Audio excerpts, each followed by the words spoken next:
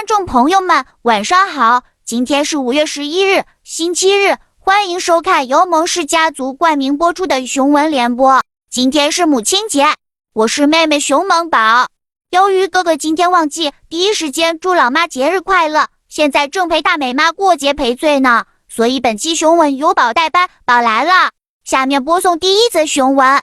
近日，神树平熊市变动，美美和仔仔的燕子现在换成了比利展出，我们连线当事熊。大家好，主持熊好，我是比利。你好啊，比利舅舅。这是萌萌家的老几啊？比利舅舅，宝是老四，萌宝。好宝，替我祝你妈妈节日快乐。谢谢舅舅，宝一定带到。那节目时间咱就不聊天了，请舅舅开始你的报道。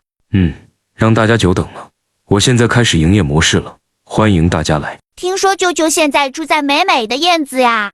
是啊，暂时是住在这里。那美美和美美仔呢？好多姨姨都在问我，我也不知道啊。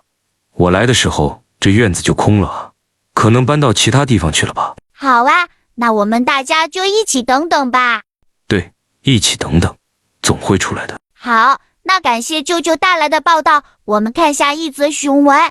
今日虫洞又发生了一起投喂事件，我们连线驻地小记者莽小五。大家好，主持熊好，我是小五。小五小记者，听说今天被投喂了呀？是啊，主持熊，小五都气死了。先别气了，小五小记者，请先开始你的报道。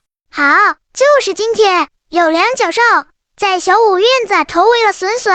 那你吃了吗？没有，小五跑过去了，看着保安大叔给夹走了。那投喂的人呢？抓到了吗？也没有。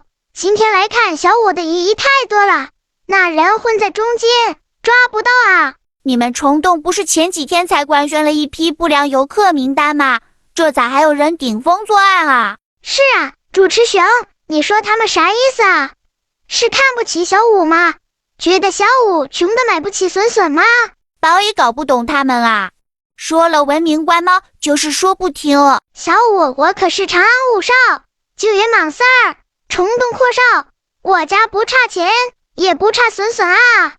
投喂的两脚兽，请你们以后别投喂啦。没错，文明官猫不投喂。感谢小五小记者带来的报道和呼吁。本期熊文到此结束，宝在此祝所有的母亲母亲节快乐。欢迎大家无偿提供线索，为爱发电，我们明天不见不散。